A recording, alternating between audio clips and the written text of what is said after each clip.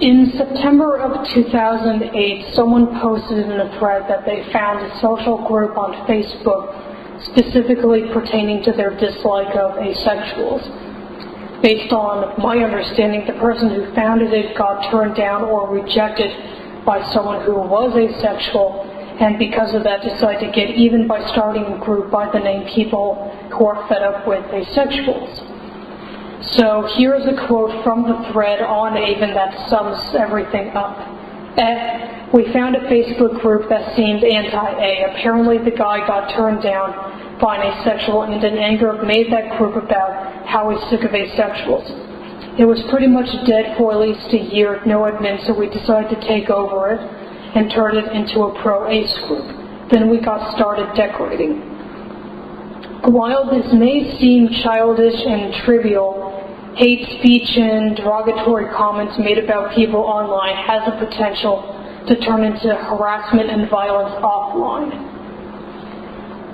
As much as asexuality and asexuals need visibility, an unfortunate consequence of this is that at the same time we are educating people and making them more aware, we are also making ourselves more vulnerable to harassment and violence.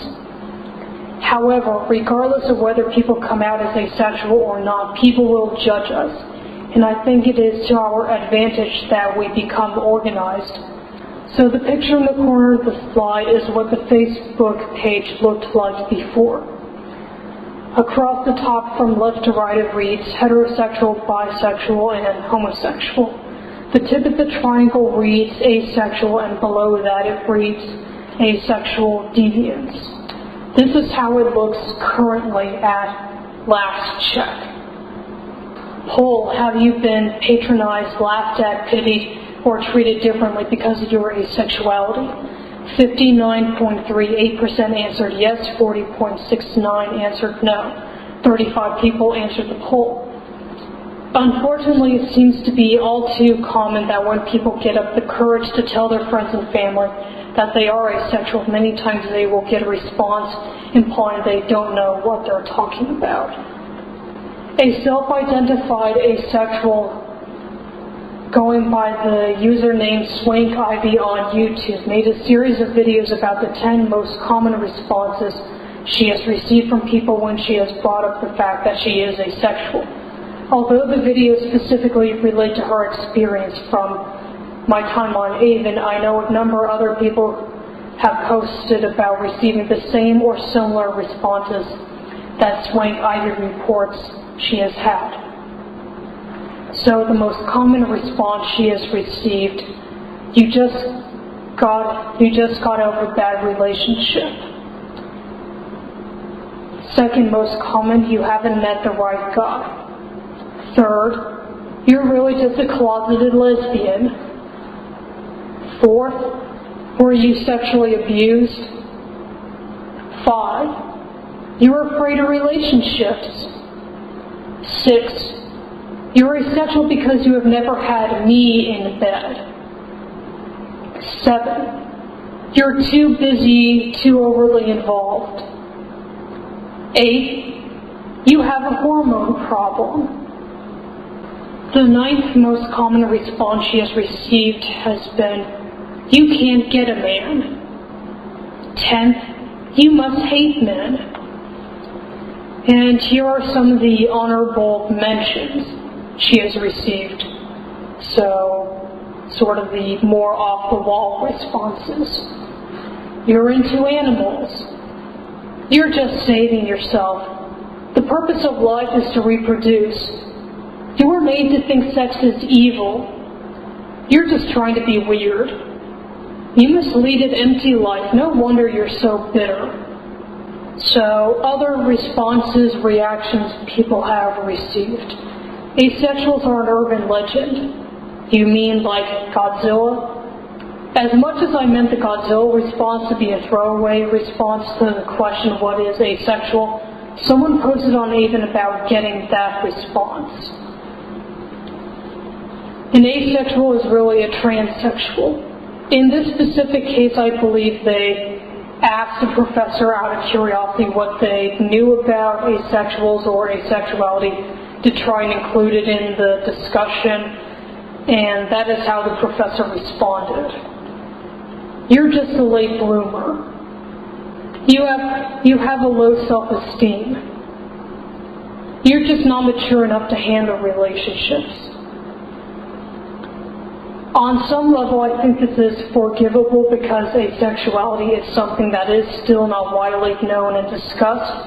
But if someone continues to insist that they are asexual and people just keep writing it off as a phase or something they will grow out of, then that starts to cross the line, I think. What do the experts have to say? So you know what asexuality is. I've talked a little about myself and why this is an issue, but I have yet to talk about what academic scholars, psychologists, and medical professionals have to say on the matter. I put the word expert in quotes because no one is bias-free. I include myself as well. And everyone ought to be critical of accepting something as fact because someone has expert knowledge. To me, to say that someone is asexual is tantamount to saying that they're not a human being. I would be profoundly critical of the idea that asexuality is an orientation or that is somehow the inevitable way that some people are born. The basic building blocks of sexual patterning are there in everyone. The real question about what you're describing as asexual is what sort of history could make someone wind up being that closed down. This is Brad Barnaby from an article, Asexual and Proud by Lynn Harris on Salon.com. She said, if you don't think it's a problem, it's not a problem, but if you wrote a book about it, no one would buy it.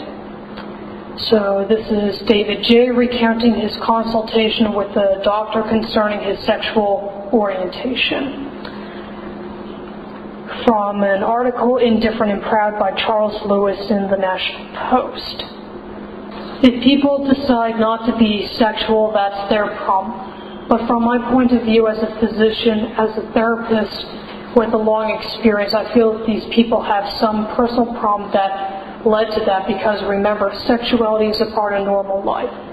Why do these people decide to be asexual, to go against something that is very natural for everybody and most people enjoy? Alex Altarescu. And from the Varsity, A Stranger to Sex by Dan Epstein. For the most part, they, asexuals, were not repulsed or afraid of sex. They could take it or leave it, and they wanted to leave it. It isn't something they experienced problems with. That's not why they came to identify as asexual. They just did not have any desire to go for it. So this quote is from Cynthia Graham. Came from the same article, Indifferent and Proud, written by Charles Lewis. The short list includes endocrine imbalances, history, trauma or abuse, subconscious negative attitudes about sex, fear of being swept up or losing control, depression, anxiety, and the effects of undiagnosed medical conditions. Some people might even just like feeling special or unusual. In fact, there are so many convoluted possibilities that only a trained person can help you sort them out. So this quote came from Joy Davidson.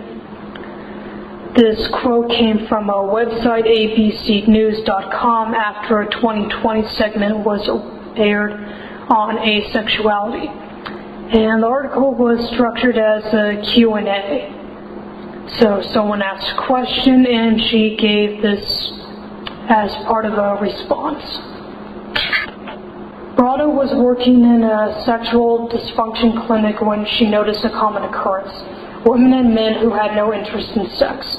It led us to wonder if this was more than just low desire, if this was a completely separate phenomenon. Was this really asexuality? There's a distinction between loss of sexual desire and asexuality as an orientation on the basis of our research. Lori Brado. This quote comes from the article, A Stranger to Sex by Dan Epstein.